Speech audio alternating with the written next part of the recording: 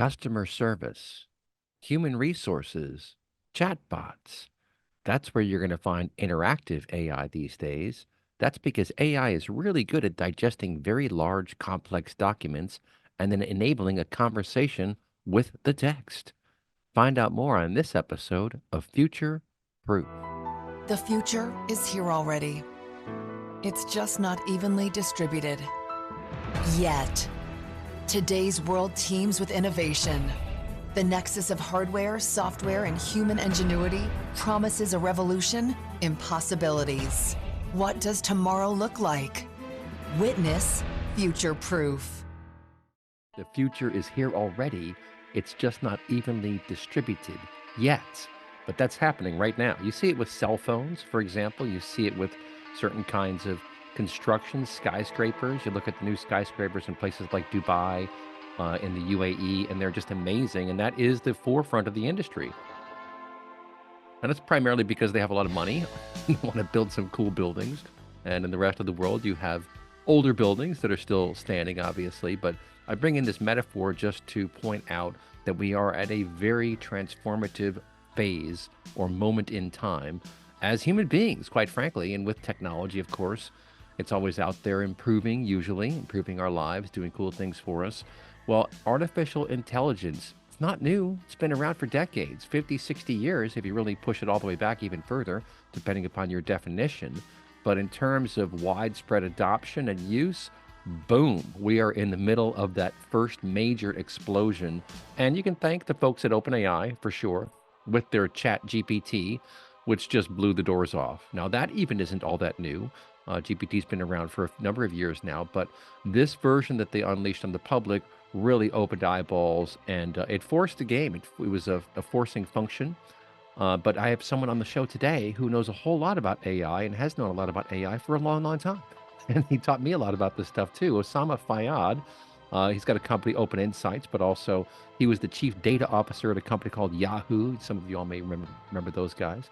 They were the center of gravity in like the 90s and the early aughts. That was where you wanted to be as an engineer, as an AI person. And then, of course, it kind of shifted to companies like Cloudera and Google, of course, and now OpenAI. But they're still out there. Yeah, he's still doing cool stuff. And so is Osama Fayyad. He's now the executive director for the Institute for Experiential AI at Northeastern University. Osama, welcome to the show here. Thanks so much for your time and attention. And first of all, tell us about the Northeastern University Institute for Experiential AI. Where did this idea come from, and what's your focus? Thanks, Eric. Idea came from the president of the university, Joseph Aoun, and the provost, David Madigan, who's actually a well-established statistician and AI expert in his own right. And some donors who gave some large grants saying, hey, AI is going to be big. This was 5 years ago. So around late 2000, they started saying, okay, we've got a lot of funding. Let's recruit for someone to head it up and define it. The way and I'm the inaugural executive director for this, as well as joining as a professor in the Computer Science College, the Khoury College for Computer Sciences. Mm-hmm. So experiential AI, the first thing we need to do is name it. And we use the term experiential AI to mean AI with the human in the loop, because the reality of my exposure to AI through my work, whether it was with Microsoft, NASA's JPL, my own startups, Yahoo, later with Barclays, and definitely with Open Insights, working with many companies around the world, including AI in the healthcare space, etc., has shown me one theme that is constant, which is every working AI has a huge element of the human in the loop.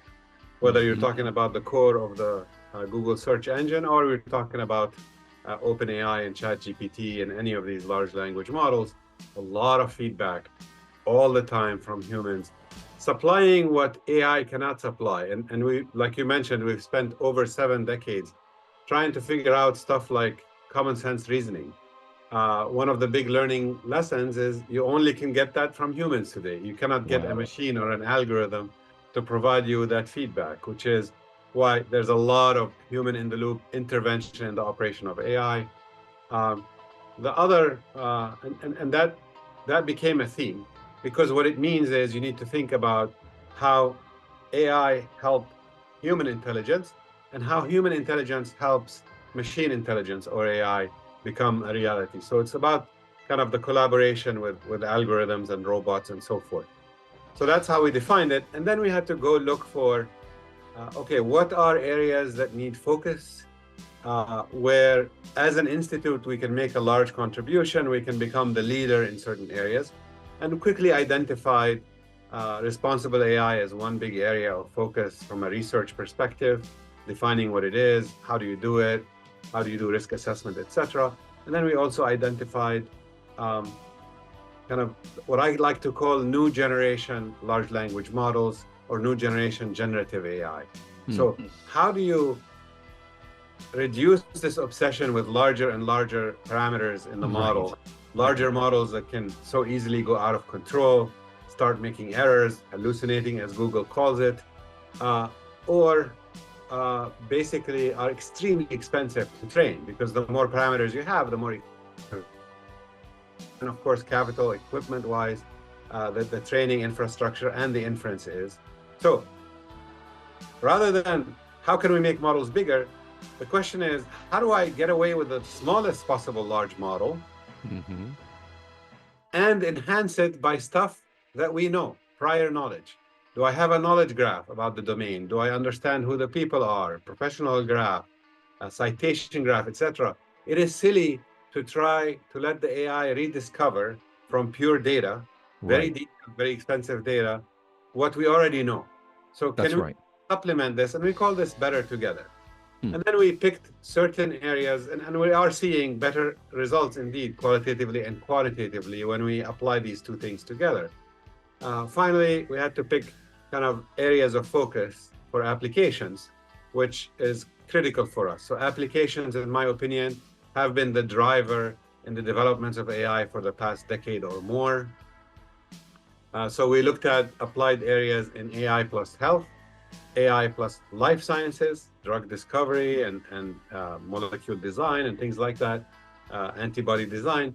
And then the last area we added was AI for climate and sustainability. How do we leverage the new generations of data sets that are kind of hyper-local, very detailed, huge big data, if you will, in the world of climate, and then use it to model both the climate and the environment and predict things like, here are the impacts of a potential disaster or a change or what have you. So these areas define where we work, and to drive the wheel forward, to start the flywheel going, we created the AI Solutions Hub. One of the big funders of the Institute is Dave Rue, who funded also the Rue Institute up in Portland, Maine. In order to change the economy in Maine, and AI in his vision was a big area. So we created this AI Solutions Hub, which is a delivery team of data scientists, data engineers, AI practitioners, whose job is to engage with our partners, companies, organizations, governments, and work on real challenges in the real world in order to drive that activity, figure out what the real research agenda should be, and at the same time figure out how do we train our students and the corporate learners on AI in the wild, AI happening in reality? What are the real issues? How do you deal with it? You know, we all know that deep dependence of data and generative AI on data. But the real issue here is, what do you do when the data is not in idealized circumstances? It's got quality problems. Half of it is missing. A third of what's there is wrong. But you got to make the solution work, and you got to make it work in the constraints of kind of real life and real businesses and real regulations and so forth. So all of this coming together gives us, if you like, the active lab that generates the research agenda and generates the chance to train our students and learners from the corporations on how to make AI solutions work. Yeah, I really love the vision here, because you're appreciating the importance of research, but also the importance of training, the importance of understanding use cases, hence the solution portfolio or the solution hub.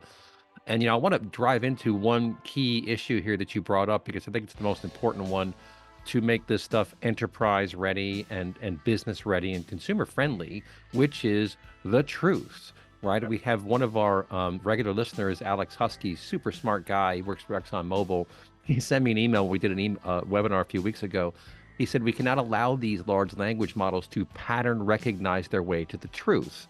And that's kind of what they're doing is it's basically a pattern recognition engine that predicts text based upon the prompt and all the corpus of text that it has consumed. Well, you mentioned citations, for example, and this whole concept of embeddings comes into play. And that's what you need, right? That's the ground truth. Our citations, this is where I got the information, so you can verify that it's correct. That's a cornerstone of making this stuff doable and workable for business, right? Absolutely, absolutely. And uh, you know, citations are a beautiful example. This autocomplete technology that we call large language models, it's trying to, build its output a token at a time. And a token Right. is part of a word, part of a group of pixels, depending on what your output looks like. Uh, well, trying to recollect a precise citation based on an autocomplete is a very dangerous exercise and rife with room for making an error. You could get the year wrong, the author's wrong. You could make up, you could come up with a title, you could change the title, all based on your recollection. Well, why do all that if you already have these citations in very precise format? How can Right. you use them? And then tying the citations to the content, to the meaning, is the other big challenge, because most of these models, we call them technically stochastic parrots, because they really parrot out, they don't know anything, they don't understand what they're saying. So tying that to kind of the sources of truth, as you say, is another huge challenge, which doesn't exist today. Hmm. Well, and also we have to realize there is a workflow to these models.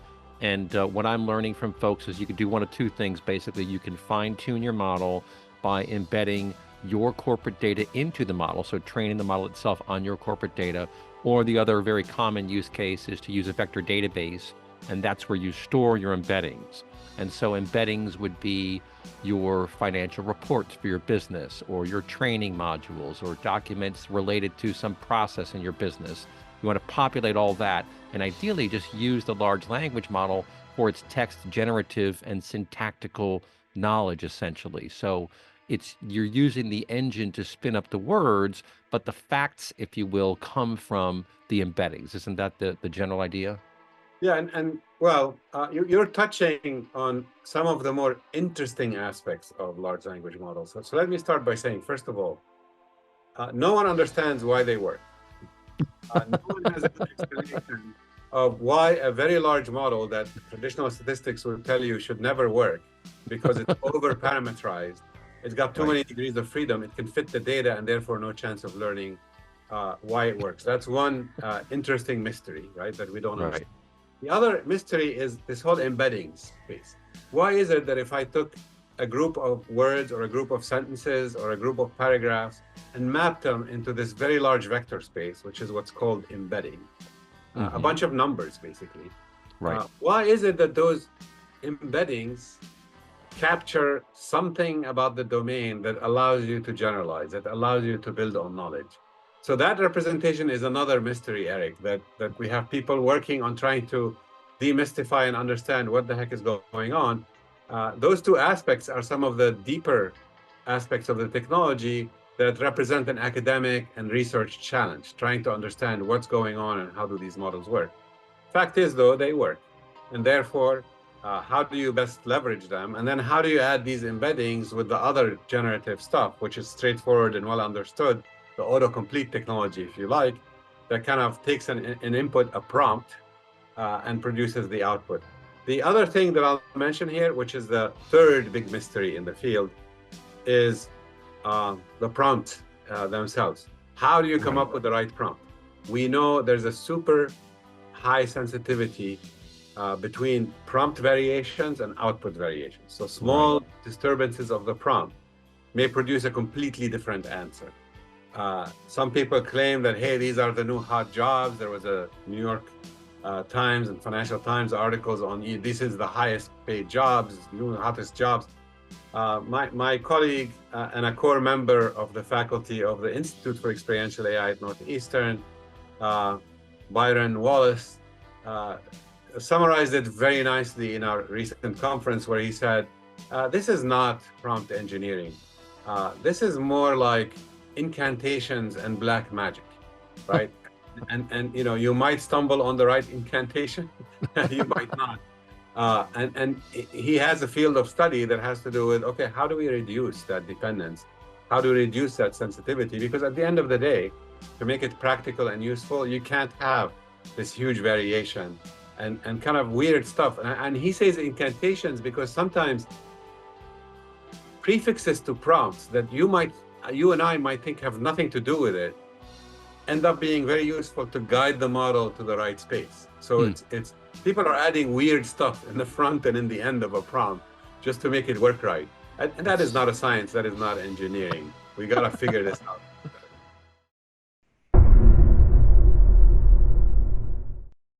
All right, folks, back here on Inside Analysis, your host, Eric Kavanaugh, with Dr. Usama Fayyad from Northeastern University's the Institute for Experiential AI, which basically just means humans in the loop.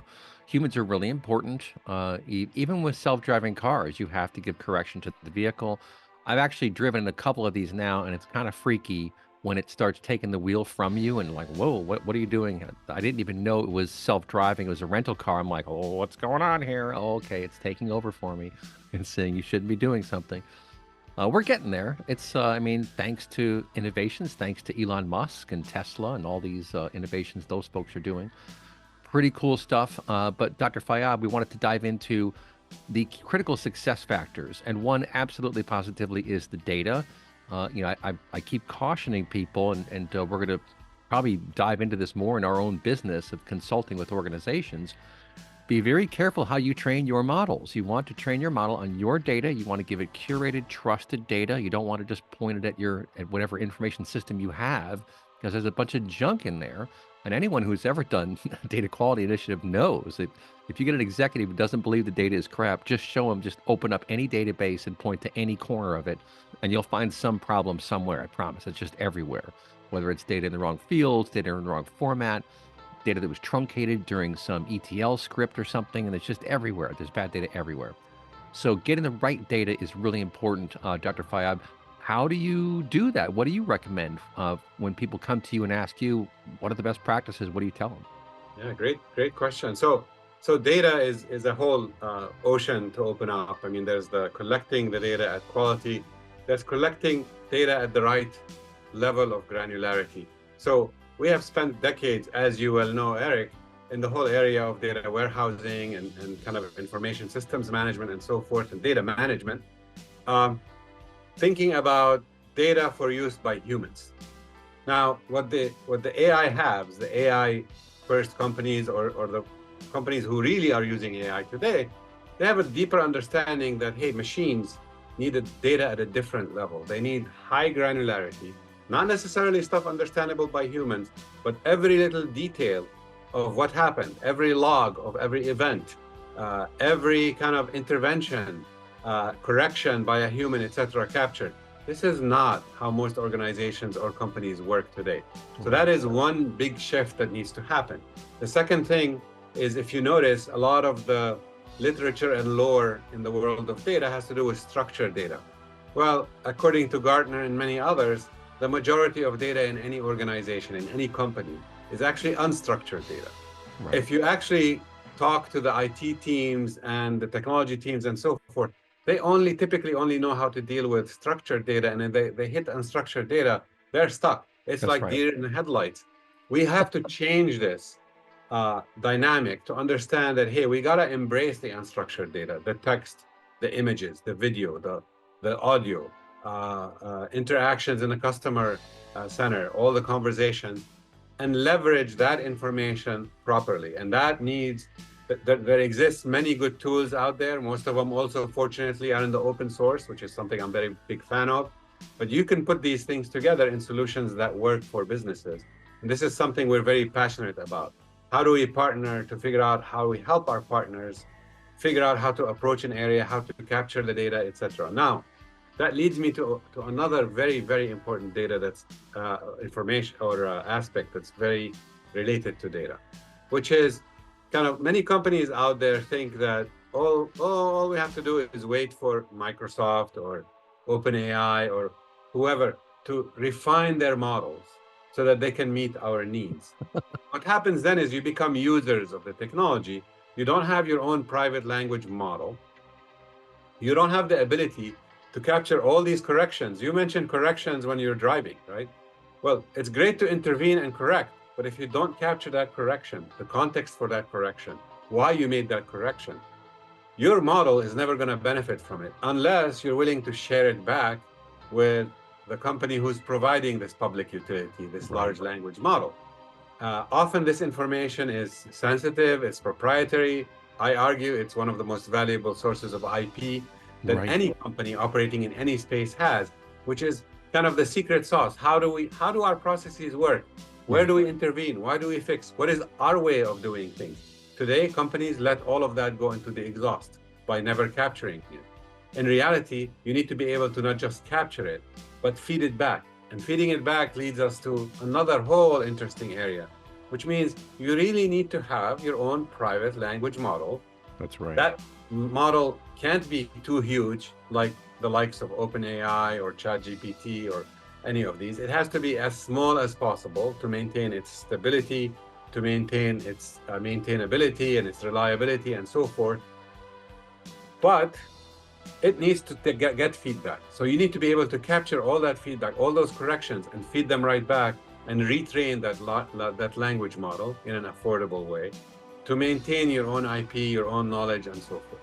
Now, many of the companies who offer the large language models will offer you the chance, of course, for money, to kind of fine-tune the model or create your own a tuned version of the model. And there we can talk about technically what happens. All they do is they cut off the output layer, they throw it out and retrain an output layer. They call these adapters.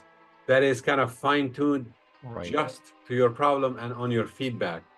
But that we know that that's less effective than retraining the model and reintegrating that data into the whole stack.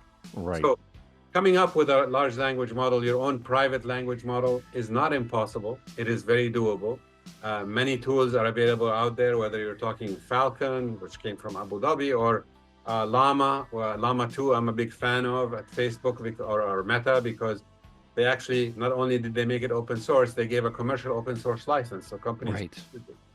Uh, Right. I saw that. Yeah. and that opens up a whole other approach and a whole other mechanism. But to do that and to take advantage of it, you need to have the talent and the know-how of how do I use that language model? When do I fine-tune it? How large does it have to be? How small can I make it?